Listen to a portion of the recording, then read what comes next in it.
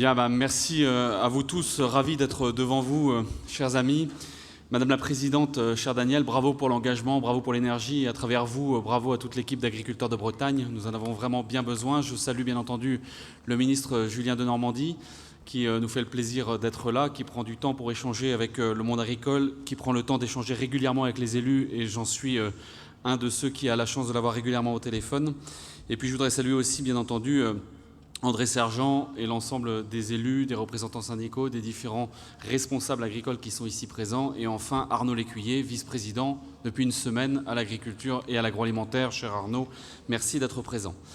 Je suis ravi d'être devant vous, d'abord pour vous remercier pour l'engagement qui est le vôtre. Agriculteurs de Bretagne, nous avons vraiment besoin de vous. L'agriculture est un très beau sujet, ça a été dit précédemment.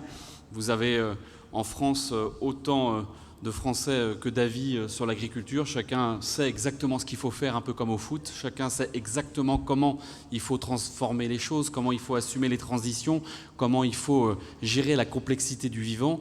Et pourtant, bien entendu, que comme dans les autres spécialités, les autres domaines, il faut de la compétence, il faut de la formation, il faut des hommes et des femmes qui, sur le terrain, travaillent, connaissent le sujet pour pouvoir assumer l'ensemble des enjeux qui sont devant nous. Et donc nous avons besoin de vous, et nous avons besoin de vous notamment pour communiquer. Il est logique que dans le monde dans lequel nous sommes, avec cette pression médiatique qui existe, avec ces prises de position diverses qui peuvent exister, que le monde agricole s'organise aussi pour parler. C'est indispensable, pour prendre la parole, pour exprimer les engagements qui sont les vôtres, pour exprimer les métiers qui sont les vôtres, pour montrer à nos concitoyens ce que vous faites, pour montrer à nos concitoyens les grands enjeux qui sont devant nous, et que vous soyez partie prenante au débat et partie prenante, encore une fois, à ces moments importants que sont les débats, mais aussi l'explication face à l'ensemble des citoyens, et notamment les plus jeunes.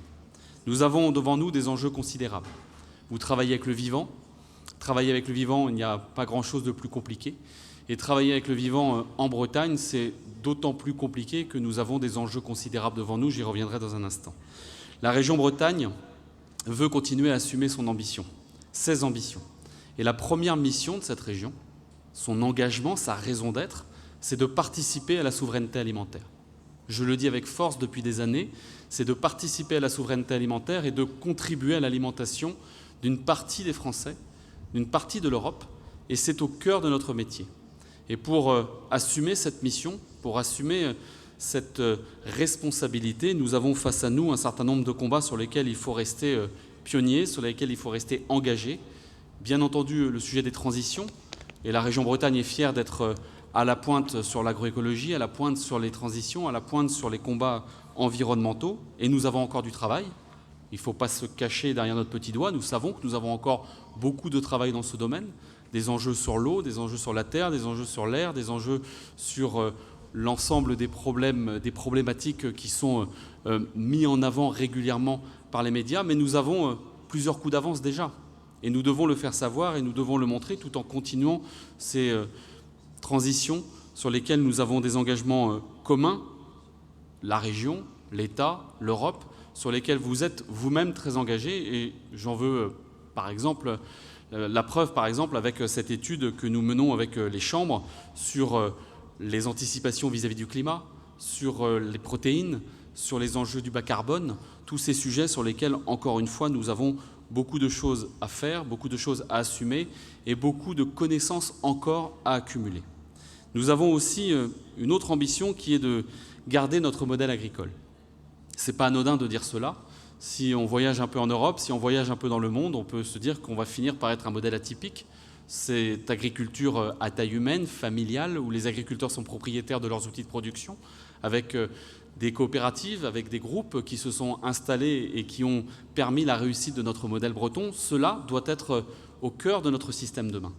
Assumer une diversité des systèmes, assumer tous les types d'élevage, tous les types d'agriculture, assumer encore une fois tous les types de systèmes et faire en sorte que tout cela concourt au bien manger pour tous, concourt à la grande qualité pour tous à tous les prix.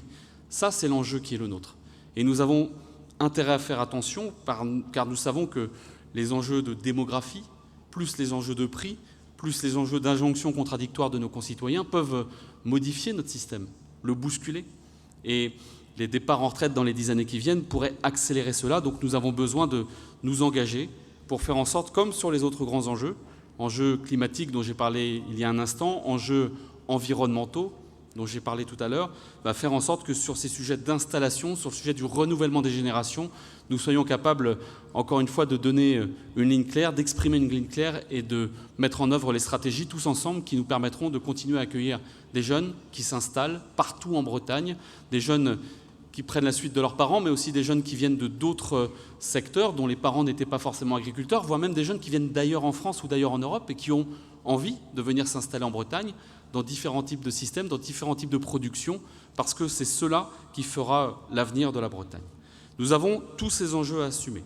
Et nous avons en ce moment beaucoup de débats au niveau européen, au niveau national, sur ces enjeux, avec cette PAC qui arrive, ou qui se termine, ou qui finit d'arriver. Et nous avons eu tout au long des derniers mois, des dernières années, beaucoup d'échanges avec Julien Denormandie. Et vous le savez, on sort d'un processus électoral qui n'a pas forcément été très drôle et très facile, mais je veux redire que sur ce sujet de l'agriculture particulièrement, il pourrait y en avoir d'autres, mais sur ce sujet de l'agriculture, nous sommes plutôt en phase, Julien Denormandie et moi. Je le dis très tranquillement devant vous. Alors oui, nous n'avons pas eu gain de cause sur le paiement redistributif. Oui, nous n'avons pas eu gain de cause sur le maintien des MAEC, des décisions pour le coup qui avaient été prises au début de ce quinquennat. Mais nous avons une vision commune au moins sur ce sujet de la souveraineté alimentaire et sur notre envie d'assumer nos responsabilités.